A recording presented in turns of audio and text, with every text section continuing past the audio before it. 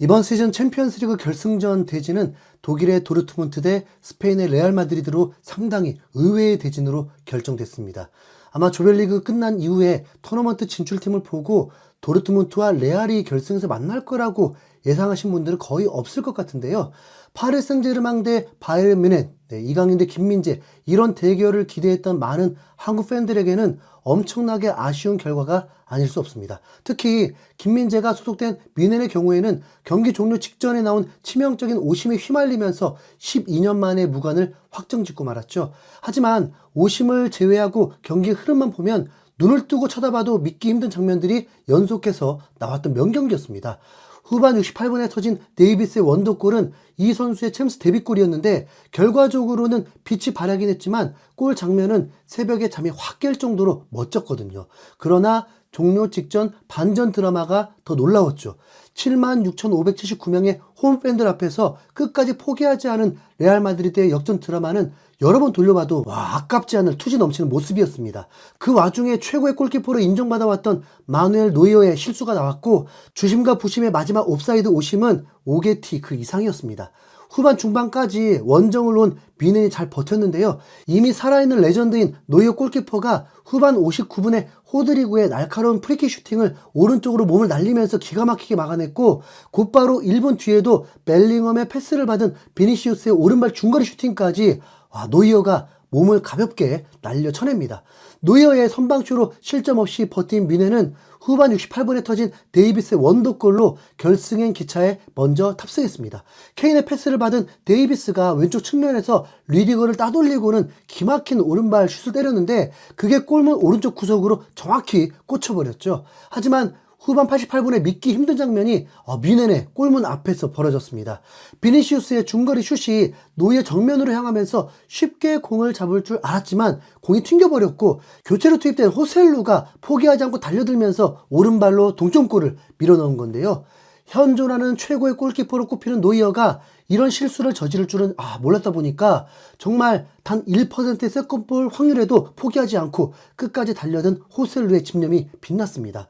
1차전 2대2 무승부에 이어서 2차전도 1대1로 비기면서 연장 승부까지 가려나 싶었던 바로 그 순간 동점골의 주인공인 호셀루가 다시 한번 뮌헨의 심장에 비수를 꽂아버렸습니다.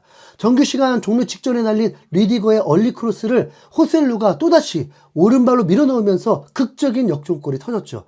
상황이 상황인지라 VR까지 돌려봤는데 그럼에도 불구하고 호셀루의 득점이 인정되면서 뮌헨의 발등에는 불이 떨어졌습니다.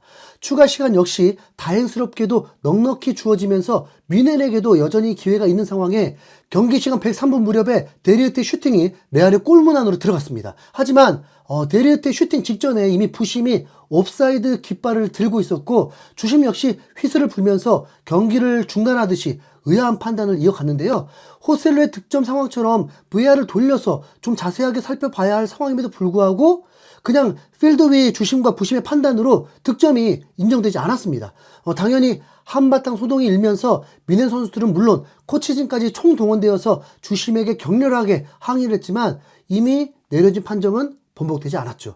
데리우트의 골이 인정됐다면 다시 2대2가 되면서 연장전과 승부차기까지 갈 수도 있었지만 심판들이 빨리 퇴근을 하고 싶었던 건지 경솔한 옵사이드 판정을 해버리는 바람에 뮌헨은 12시즌 만에 무관을 확정짓게 된 겁니다.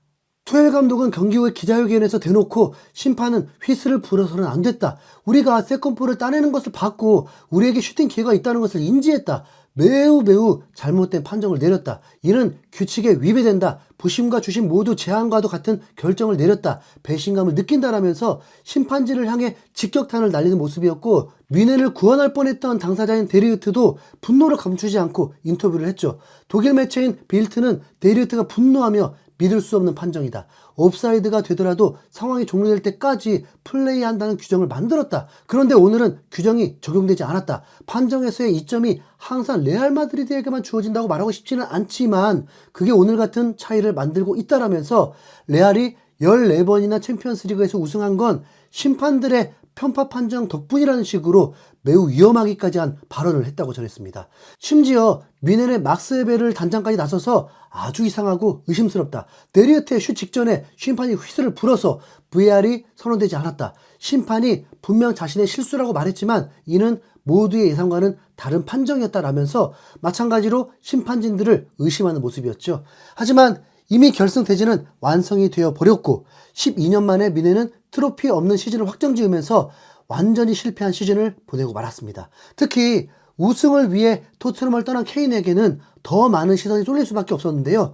손흥민과 결별하면서까지 우승 트로피를 위해 잉글랜드의 라이벌 국가인 독일로 이적했지만 무관의 저주를 푸는데 실패했기 때문입니다. 영국 매체인 90미닛에서는 이를 조명하면서 케인의 우승 희망은 끝났다. 토트넘의 저주가 바이에른 뮌헨까지 따라왔다라면서 무관의 저주가 계속 케인을 괴롭히고 있다고 전했고, 또 다른 매체인 블리츠 리포트 역시 케인은 2012년 이후 최초로 바이에른 뮌헨의 트로피 없는 시즌을 경험했다라면서 하필이면 케인이 합류하자마자 12년 만에 무관이 된 뮌헨의 공교로운 상황을 강조했습니다. 올 시즌에도 트로피 획득에 실패한 케인이지만 그렇다고 뭐 개인 성적이 나쁜 건 절대 아닌데요. 리그에서 36득점, 8도움을 기록하면서 분데스리가 데뷔 시즌에 득점왕이 거의 확정인데다가 챔스에서도 8골로 음바페와 동률이라서 챔스 득점왕 수상도 매우 유력한 상황입니다. 두 대회를 합쳐서 44골로 유럽 전체 공격수 중에 최다골을 넣고 있는 케인은 팀 우승은 뭐 실패했어도 분데스리가 득점왕, 챔스 득점왕, 유러피안 골든슈 총 3개 득점왕을 수상할 수도 있거든요. 이쯤 되면 진짜 저주라는 말밖에 떠오르지 않죠. 영국의 스포츠키다는 케인의 저주에 대한 해외 팬들의 반응을 모아서 전하기도 했는데요. 해리 케인은 또다시 무관 시즌을 보내게 됐다. 나는 완전 진심으로 말하는 건데 케인은 저주받았어. 아마 유로 2024에서도 우승하지 못할 거야. 어떻게 11년 연속 우승한 팀에 들어가서도 한 개의 트로피조차 들지 못하냐고. 케인은 그냥 우승 트로피와 인연이 없을 운명이다. 교체되어 벤치로 들어가던 케인은 이렇게 역전을 당할 줄 알았을까? 케인을 빼지 않았다면 동점골이 터졌을지 궁금하다. 케인과 다이어가 토트넘에 있었던 시간이 몇 년인데 탈트넘 하자마자 우승할 리가 없지. 사실 이 둘이 저주의 본체다. 득점왕 트로피는 3개나 챙기는데 구단 우승 트로피는 1개도 없다니. 케인은 팀 스포츠가 아니라 개인 스포츠에 더 어울리는 사람일지도 몰라 등등 케인의 무관 저주에 대한 많은 댓글이 달렸죠. 결국 이 모든 책임은 뮌헨을 지휘하고 있는 투엘 감독에게 돌아갈 수밖에 없는데요. 영국의 TNT 스포츠의 해설자로 나선 맨유 출신의 오원 하그리브스는 중계방송 도중에 투엘 감독이 케인을 교체한 것은 실수라면서 대놓고 용병술의 실패를 지적했습니다. 투엘 감독은 데이비스의 선제골이 터지자 공격수인 사네를 빼고 김민재를 투입했는데 주 포지션인 센터백이 아니라 레프트백 자리로 변칙적인 선수 기용을 시도했습니다. 이어서 84분에는 무시알라를 빼고 밀러를, 85분에는 케인 대신 추포모팅을 투입하면서 추가 득점보다는 수비에 치중하는 모습이었죠. 그 결과가 결국 1대2 역전패였고요. 반면에 레알 마드리드의 안첼로티 감독은 81분에 교체로 투입한 호셀레가 동점골은 물론 역전골까지 터뜨린 주인공이 되면서 용병술에서 완승을 거뒀다는 평가를 받았습니다. 뮌헨 구단의 수뇌부들도 투엘 감독에게 예정된 해고를 통보했음에도 불구하고 유일한 우승이 기회였던 챔스를 끝까지 맡긴다는 안일하기 짝이 없는 결정을 한 잘못이 있는데요.